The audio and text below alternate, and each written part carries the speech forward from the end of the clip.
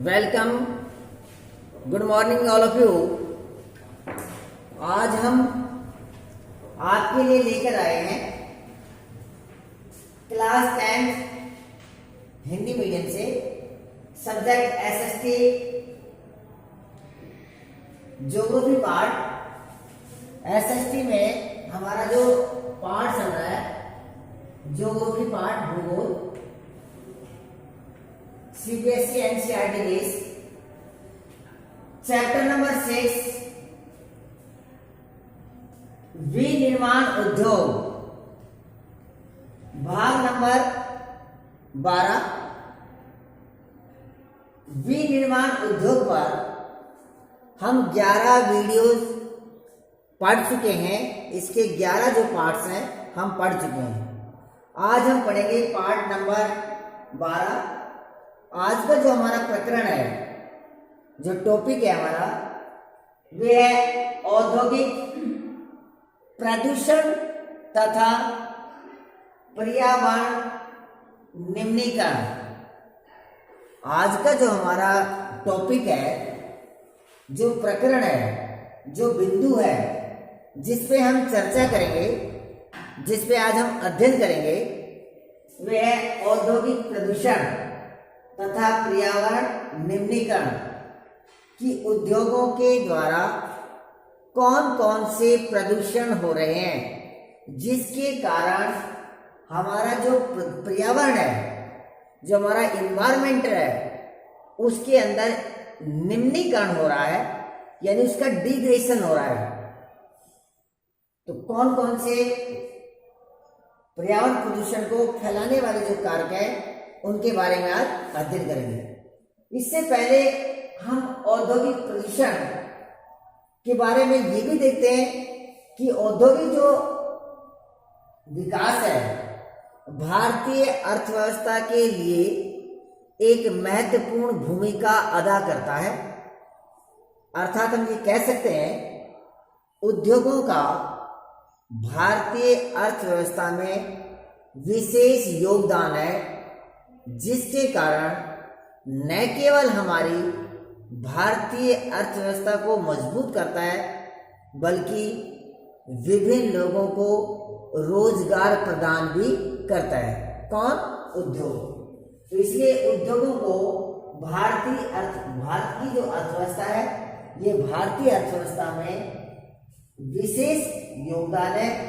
फिर भी अर्थात तथापि इसके द्वारा बढ़ते अर्थात औद्योगिकरण के तेजी से बढ़ने के कारण बहुत से प्रदूषकों को जन्म दिया है, जैसे वायु प्रदूषण, जल प्रदूषण, तापीय प्रदूषण, ध्वनि प्रदूषण। ये मुख्य प्रदूषण है जो हमारे पर्यावरण प्रदूषण को दूषित किया है। आइए हम उनके बारे में 1 बाय 1 कर क्रम से एक एक का अध्ययन करते हैं। सर्वप्रथम हम लेते हैं वायु प्रदूषण। क्या है? वायु प्रदूषण। अब देखते हैं कि जो वायु प्रदूषण है, वे किस प्रकार से, कौन से उद्योग वायु प्रदूषण को बढ़ावा दे रहे हैं और वायु प्रदूषण से हमारे पर्यावरण के साथ साथ मानव के ऊपर, जीव जंतुओं पर, हमारी वनस्पति के ऊपर किस प्रकार से ये प्रभाव डालते हैं। तो देखते हैं सबसे पहले वायु प्रदूषण। सबसे पहले देखते हैं कि ये वायु प्रदूषण है क्या, किसे कहते हैं वायु प्रदूषण। तो हम कहते हैं वायु प्रदूषण की अधिक अनुपात में जब कोई अनचाही जो गैसें हैं, जिसको हम नहीं चाहते, या हम ये कह सकते हैं कि जो हमारे पर्यावरण को प्रदूषित करने वाली जो गैसें हैं, उनका जब अनुपात, उनकी जब मात्रा या उनकी उपस्थिति अधिक हो जाती है, जिससे हमारी वायु को दूषित करता है और पर्यावरण उससे दूषित होता है, वे वायु प्रदूषण है। जैसे अधिक अनुपात में अनचाही गैसों की उपस्थिति होना ही वायु प्रदूषण कहलाता है। जैसे सल्फर डाइऑक्साइड,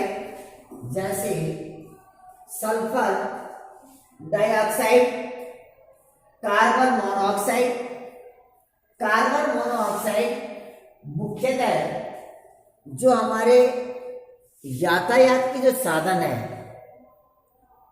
उनके द्वारा या डीजल या पेट्रोल के दहन से जब उसका ईंधन जलता है तो उससे जो धुआं निकलता है उसको हम कार्बन मोनोऑक्साइड कहते हैं। तो सल्फर डाइऑक्साइड, कार्बन मोनोऑक्साइड और वायु में निलंबित कणनुमा पदार्थों में जो ठोस और द्रव्य दोनों ही प्रकार में कण पाए जाते हैं, उनके मिल जाने से या इनके अलावा हमारी वायु के अंदर धूल के कण, स्प्रे, कुहासा, शीतकालीन में जैसे कुहासा, धुआं, धुंध या कुछ रसायन पदार्थ के मिल जाने से, इनके कारण से, या कागज उद्योग,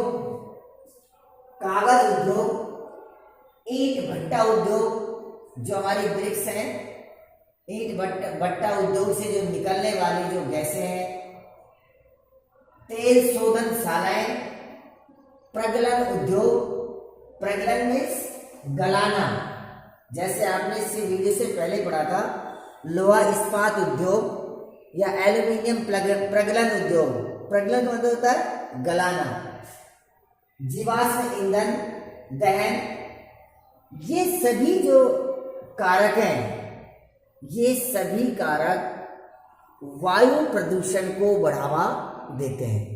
अर्थात हम ये कह सकते हैं चाहे धुआं हो, स्प्रे हो, कुहासा, धुआं, रसायन, कागज उद्योग, ईंट भट्टा उद्योग जिसमें चिमनियाँ लगी होती हैं उससे निकलने वाला धुआं, या यातायात के साधन जैसे कार्बन मोनोऑक्साइड या सल्फर डाइऑक्साइड जो गैसें निकलती हैं, ये निकलने के बाद में हमारे पर्यावरण की जो शुद्ध हवा जो बह रही है उसमें मिल जाती है, जिससे हमारे पूरे पर्यावरण को प्रदूषित कर देती है। तो ये है इसका वायु प्रदूषण। जैसे कुछ जहरीली गैसें हैं, जहरीली गैसें के रिसाव के कारण भी हमारे पर्यावरण को प्रदूषित किया है। जैसे आपने सुना होगा भोपाल गैस कांड, जो भोपाल गैस कांड था, जो मध्य प्रदेश की जो राजधानी भोपाल है, उसमें किसी इंडस्ट्रीज में जब गैस का रिसाव हो गया तो उस गैस के रिसाव से काफी लोगों की जान जा चुकी थी। तो देखिए, जरा सी छोटी सी एक मिस्टेक की वजह से, एक लापरवाही की वजह से काफी लोगों की जान चली गई थी। ये भी एक वायु प्रदूषण का एक प्रमुख कारण है। अगर भोपाल गैस कांड नहीं होता तो हमारी भी वायु में ये गैस नहीं मिलती, और नहीं मिलती तो लोगों की जान नहीं जाती। ये था भोपाल गैस। इसके प्रभाव देखते हैं वायु प्रदूषण का, कि मुख्य रूप से जो वायु प्रदूषण है उसका जो प्रभाव है मानव के स्वास्थ्य के ऊपर तो गिरता ही है। मानव स्वास्थ्य तो उससे प्रभावित होता है। मानव स्वास्थ्य से अलावा पशु पक्षियों, हमारी प्राकृतिक वनस्पतियों, इमारतों के अलावा समस्त हमारा जो पर्यावरण है वे इससे प्रदूषित हो जाता है। समस्त जो पर्यावरण है वे प्रदूषित हो जाता है वायु प्रदूषण। नेक्स्ट है जल प्रदूषण। नेक्स्ट है आपका जल प्रदूषण। जल प्रदूषण जैसा कि नाम से बिल्कुल स्पष्ट है कि जल प्रदूषण कि जल के द्वारा प्रदूषण होना, कि जल किसी भी यानी कि फ्रेश वाटर कहते हैं इसको, ये स्वच्छ जल में किसी अवशिष्ट पदार्थ का मिल जाने से उस स्वच्छ जल का जो गुण है, उसकी जो विशेषता है, उसमें परिवर्तन करना या उसमें परिवर्तित हो जाना, जिससे जिसके सेवन से, जिसके उपयोग से यानी कि बीमारियां फैलना या हमारे पर्यावरण को प्रदूषित करना, वे ही जल प्रदूषण है। ये कह सकते हैं हम कि जैसे उद्योगों का क्या रोल है इसमें, कि उद्योगों की क्या भूमिका है, क्योंकि हमारा टॉपिक ये है कि औद्योगिक प्रदूषण तथा पर्यावरण निम्नीकरण, कि उद्योग इसको जल प्रदूषण को कैसे बढ़ावा दे रहा है, उद्योग कैसे इसको बढ़ावा दे रहा है।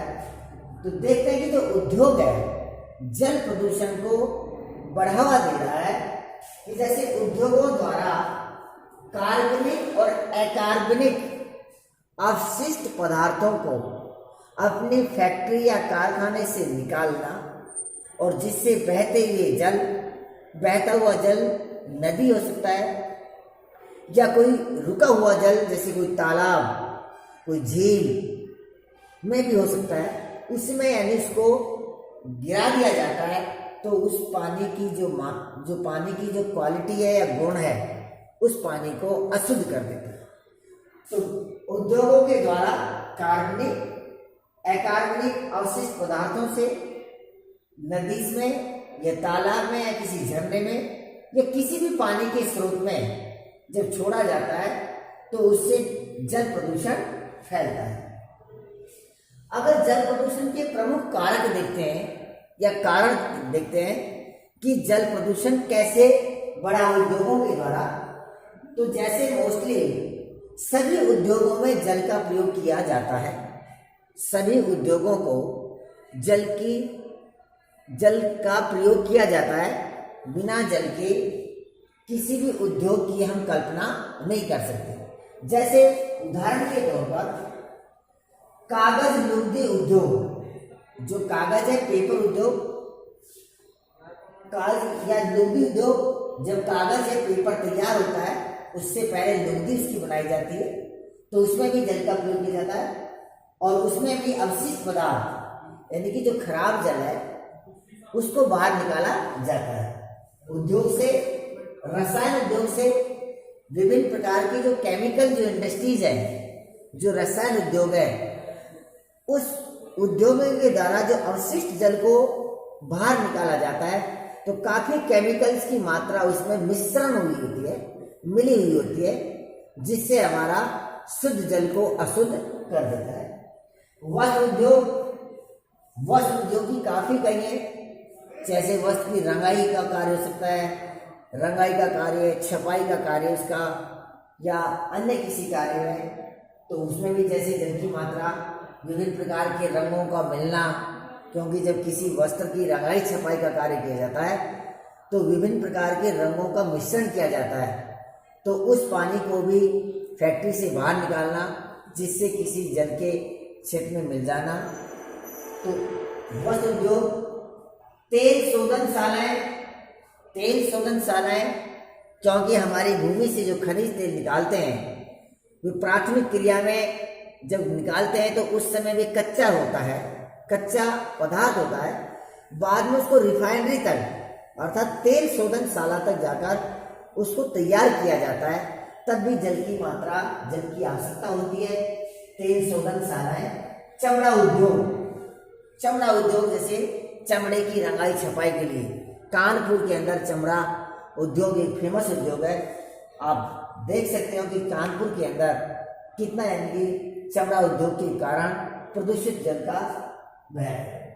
इसके अलावा इलेक्ट्रोप्लेटिंग उद्योग, रंग रोगन उद्योग, अपमार्जक, अम्ल, लवण और भारी और हल्के धातु के मिश्रण से, यानी जल के अंदर जब भारी और हल्के कुछ धातुओं के मिश्रण भी मिल जाते हैं तब भी जल की अशुद्धियों को बढ़ाते हैं। जैसे सीसा, पारा या कीटनाशक दवाइयाँ, जैसे जो कीटनाशक जो दवाइयाँ के जो इंडस्ट्रीज हैं, उद्योग है, उनसे भी हमारा जल प्रदूषण को बढ़ावा देता है। उर्वरक में फर्टिलाइजर, जो हमारे किसान भाई जो अपने खेतों में जो यूज करते हैं, खाद का जो यूज करते हैं, तो उन कारखानों से निकलने वाला जो प्रदूषित या अपशिष्ट जो जल है, ये जल भी हमारे शुद्ध जल को प्रत्यक्ष या अप्रत्यक्ष रूप से प्रदूषित कर रहा है। कार्बन, प्लास्टिक, रबड़ उद्योग, कृत्रिम रसायन आदि जल में वाहित माने बहना, ये सभी पदार्थ इन उद्योगों के द्वारा जो निकलने वाला जल से जो अपशिष्ट पदार्थ है, उस अपशिष्ट पदार्थ से हमारे शुद्ध जल में मिलने से हमारे जल की जो गुणवत्ता है, जो उसकी विशेषता है, उसको खत्म कर देते हैं, जिसके कारण हमारा जल प्रदूषण बढ़ जाता है। जैसे हमारे भारत देश में फ्लाइस, फास्फोजिप्सम, लोहा इस्पात की अशुद्धियां देखने को मिलती हैं।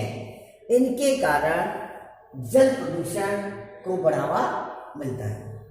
नेक्स्ट देखते हैं हम जल प्रदूषण के बाद में तापीय प्रदूषण और ध्वनि प्रदूषण, कि ये किस प्रकार से तापीय प्रदूषण और ध्वनि प्रदूषण भी हमारे पर्यावरण को दूषित करते हैं। तो तापीय प्रदूषण को लेंगे सबसे पहले, तो देखेंगे क्या होता है तापीय प्रदूषण। तापीय प्रदूषण का सामान्यतः जो इसका अर्थ है, ये गर्म जल से है। किससे है? गर्म जल से है। उद्योगों से निकलने वाला जो गर्म जल है, उसको बिना ठंडा किए ही और अपनी कारखाने या उद्योगों से निष्कासित कर दिया जाता है, निकाल दिया जाता है, जिससे न केवल हमारे जो जलीय जीव जंतुओं को नुकसान होता है, बल्कि हमारी जो भूमि है, जो हमारी उपजाऊ जो खेती है, उसको भी नुकसान होता है और साथ में पर्यावरण को भी प्रदूषण होता है। देखते हैं कण बिंदु है तापीय प्रदूषण। तापीय प्रदूषण क्या होता है? ये तापीय प्रदूषण, तापीय प्रदूषण, ताप का मतलब तपन से है, टेम्परेचर से है, तापमान से है। तापीय प्रदूषण क्या है कि उद्योगों के द्वारा जब उद्योगों में जल का प्रयोग किया जाता है, तो उद्योगों से जो निकलने वाला जो गर्म जल है, जो उद्योगों से जो निकलने वाला जो गर्म जल है, या तो उद्योगों में जो लगी हुई मशीन है, मशीनों को शीतलन के रूप में प्रयोग किया जाता है जल को, या किसी न किसी अन्य कच्चे पदार्थ के रूप में प्रयोग किया जाता है। तो कहने का भावार्थ ये है कि उद्योगों से निकलने वाला गर्म जल, उद्योगों से निकलने वाला गर्म जल जब प्रत्यक्ष रूप से उद्योगों से बाहर निकाल दिया जाता है और किसी भी जल के स्रोत से, या तो कोई बहता हुआ जल नदी है, या कोई रुका हुआ जल जैसे कोई तालाब है, या कोई झील है, या किसी नदी के या किसी भी जल के स्रोत में उस गर्म जल को छोड़ दिया जाता है, तो उसके कारण जो प्रदूषण होता है उसे ही हम तापीय प्रदूषण कहते हैं।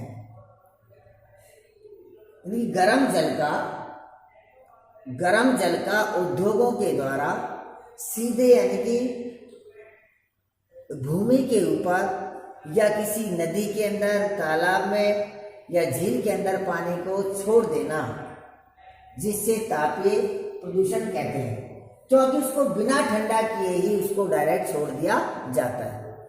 अब आप बताइए, जब गरम जल को उद्योगों के द्वारा किसी नदी में या तालाब में या झील में जब छोड़ दिया जाता है, तो सबसे पहले तो निश्चित ये है कि उस नदी, तालाब या झील, ये जो भी वे जल का स्रोत है, उसमें निवास करने वाले जो जलीय जीव जंतु है, क्या वे सुरक्षित रह पाएंगे? कदापि सुरक्षित नहीं रह पाएंगे। तो सबसे पहले तो जलीय जीव जंतुओं को ये नकारात्मक प्रभाव होगा, अर्थात जलीय जीव जंतु मर जाएंगे। तो सबसे बुरा जो प्रभाव पड़ रहा है वो तो जलीय जीव जंतु पर पड़ रहा है कि गरम जल के प्रवेश से जो इसमें निवास करने वाले जलीय जीव जंतु है वे मर जाएंगे। तो गर्म जल का बिना ठंडा किए ही नदी, तालाब में या जल में, स्रोत में डालना, जिसे हम तापीय जल प्रदूषण कहते हैं, तापीय जल प्रदूषण होता है। जलीय जीव पर नकारात्मक प्रभाव पड़ता है, ये बात बिल्कुल सत्य है। लेकिन देखते हैं कि कौन कौन से उद्योगों के द्वारा ऐसा, अर्थात तापीय प्रदूषण को बढ़ावा दिया जा रहा है। कौन कौन से ऐसे उद्योग हैं जो इसको सहयोग कर रहे हैं? तो मुख्यतः रूप से परमाणु ऊर्जा संयंत्रों में, जहां परमाणु ऊर्जा संयंत्र के जो केंद्र हैं उनके अंदर गरम गरम जल को छोड़ा जा रहा है, जो अवशिष्ट पदार्थ है। परमाणु शस्त्र उत्पादक जो केंद्र है, परमाणु शस्त्र उत्पादक जो केंद्र है उसके द्वारा, या इससे संबंधित जो कारखाने हैं, जैसे हमारे डिफेंस है जिसको हम कहते हैं सुरक्षा, जो सुरक्षा के जो हमारे उपकरण है, रक्षा संबंधित जो भी हमारे औजार, अस्त्र बनाए जाते हैं, वे किसी न किसी कारखाने के द्वारा बनाए जाते हैं, और उनसे जो छोड़ा जाने वाला जो जल है वे तापीय प्रदूषण को बढ़ावा देते हैं। अब देखते हैं कि इस गर्म जल के द्वारा जलीय जीव जंतुओं पर तो नकारात्मक या हानिकारक प्रभाव पड़ रहा है, साथ में अन्य और इसके ऊपर इसका प्रभाव होता है। तो मानव जीवन भी इससे कहीं सुरक्षित नहीं है। मानव जीवन के ऊपर भी इस तापीय प्रदूषण का नकारात्मक प्रभाव पड़ता है। जैसे कैंसर, कैंसर एक बीमारी है, तो कैंसर की भी बीमारी यानी कि प्रत्यक्ष या अप्रत्यक्ष रूप से मानव में विकसित होती है। जन्मजात विकार, अकाल प्रसव जैसी बीमारियों को तापीय प्रदूषण जन्म देता है। मृदा और जल, मृदा का मतलब है मिट्टी, जो हमारे भूमि है, जो भूमि का हमारा जो ऊपरी पार्ट है, जिसे हम ऊपरी परत कहते हैं, जिस पर हम रहते हैं, किसान अपनी खेती का कार्य करता है। तो मृदा व जल प्रदूषण आपस में संबंधित है, क्योंकि जल प्रदूषण और जो भूमि है ये आपस में एक दूसरे से संबंधित है। कैसे? जैसे मान लीजिए अवशिष्ट जल है, तापीय जल है या प्रदूषित जल है, और भूमि के ऊपर बहकर आ रहा है, नदी के माध्यम से आ रहा हो या झरने के माध्यम से आ रहा हो, या कोई रुका हुआ पानी एकत्रित जल हो, जैसे तालाब हो सकता है, झील हो सकती है, या जिसको देहाती शब्द में हम बोलते हैं छोटा जो कच्चा होता है, जोहड़ हो सकता है। अगर उसमें ये प्रदूषित जल है तो वे प्रदूषित जल धीरे धीरे ये जो भूमि है उस पानी को क्या कर रही है, उसको सींच रही है पानी को, या उसको हम कह सकते हैं कि ऑब्जर्व कर रही है, उसका रिसाव हो रहा है, धीरे धीरे वे जमीन उस पानी को पी रही है। इससे जो जल में जो अशुद्धियां हैं, जो अवशिष्ट पदार्थ हैं, वे भी धीरे धीरे उस जल के साथ भूमि के आंतरिक भाग में प्रवेश कर रहे हैं। तो भूमि का निम्नीकरण भी हो रहा है कि जो हमारी उपजाऊ जो भूमि है, जो उपजाऊपन भी उसका धीरे धीरे खत्म हो रहा है। और यही नहीं, अगर उसकी मात्रा लगातार धीरे धीरे ऐसे बढ़ती रही तो जो हमारे आंतरिक जो जल के स्रोत है, अगर एक दिन ये अशुद्धियां उस जल में मिल जाएंगी, उनका मिश्रण हो जाएगा, तो न केवल हमारे बाहरी जल, पृथ्वी के आंतरिक जल पर भी नकारात्मक प्रभाव होगा। देखिए आप कितना इसका हानिकारक प्रभाव है। इसलिए हम कहते हैं मृदा व जल प्रदूषण आपस में एक दूसरे से संबंधित है। मलबे का ढेर, जैसे कचरे का ढेर है, मलबे का ढेर है, देखने में सामान्यतः लगता है कि कचरे का ढेर है, लेकिन उससे भी पर्यावरण प्रदूषण हो रहा है। मलबे का ढेर जिसमें विशेषकर विभिन्न प्रकार के पदार्थ मिले हुए होते हैं, चाहे प्लास्टिक हो, उसमें कांच के हो, कांच के टुकड़े भी हो सकते हैं, प्लास्टिक के टुकड़े भी हो सकते हैं, लोहे के टुकड़े भी हो सकते हैं, हाँ पॉलीथीन भी हो सकती है, जो आज भारत सरकार ने भी इसके ऊपर पाबंदी लगाई हुई है कि पॉलीथीन को हमको नहीं यूज करना चाहिए, क्योंकि वे गलती नहीं है। और जो आवारा जो पशु हैं उस पॉलीथीन को खाने से उसके पेट में चली जाती है, जिससे वे गलती नहीं है और उस पशु की मृत्यु तक भी हो जाती है। तो देखिए जो मलबे का जो ढेर है वे किस प्रकार से प्रत्यक्ष और अप्रत्यक्ष रूप से न केवल पर्यावरण को प्रदूषित कर रहा है, लेकिन एक जीव जंतु और मानव को भी प्रभावित कर रहा है। जैसे कांच का हानिकारक, जब इसी प्रकार से रसायन और औद्योगिक बहाव के कारण ये जल प्रदूषण या ताप प्रदूषण बढ़ रहा है। पैकिंग, लवण और कूड़ा करकट ये मृदा को, हमारी मिट्टी को अनुपजाऊ बनाता है। नेक्स्ट पॉइंट है ध्वनि प्रदूषण। नेक्स्ट पॉइंट है ध्वनि प्रदूषण। ध्वनि प्रदूषण जैसे कि नाम से स्पष्ट है, ध्वनि यानी तेज आवाज। तेज आवाज यानी कि हमारी जो ये कान है इनके भी सुनने की एक लिमिट होती है, एक सीमा होती है। अगर उस अनचाही आवाज को, उस लिमिट से अधिक आवाज आएगी तो निश्चित रूप से हमको हानि होगी, नकारात्मक प्रभाव होगा। तो ध्वनि प्रदूषण से आशय कि जब यानी कि लिमिट की एक सीमा से अधिक जब कोई किसी मशीन की या किसी अन्य उपकरण की जो आवाज आती है, जो न केवल मानव को, हमारे पर्यावरण को भी प्रदूषित करती है, तो ध्वनि प्रदूषण से जो सबसे मुख्यतः है, जो इसका नकारात्मक जो प्रभाव पड़ता है, इससे न केवल खिन्नता और उत्तेजना ही नहीं बढ़ती। खिन्नता का मतलब है कि एक तरह से चिड़चिड़ापन स्वभाव होना, छोटी छोटी बातों पर गुस्सा आना, है ना, तो ये होती खिन्नता।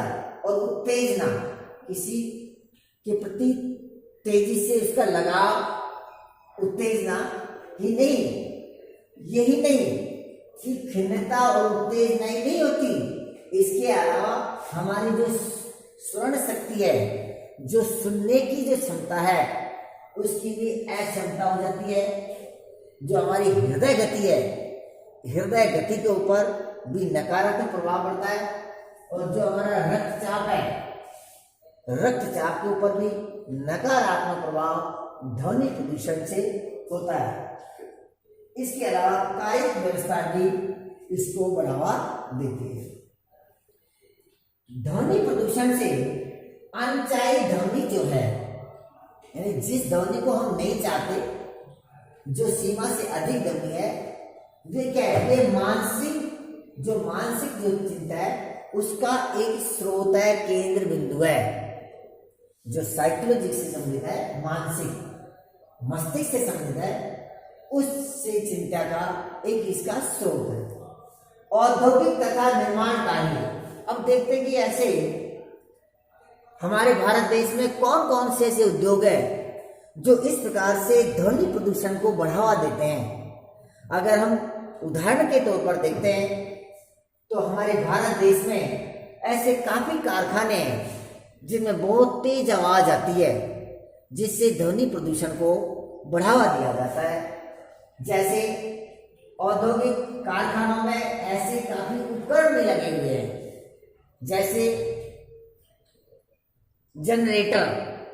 जनरेटर इतनी तेज आवाज करते हैं कि उससे नकारात्मक प्रभाव पड़ता है, उसके आसपास लोग ठहर नहीं सकते।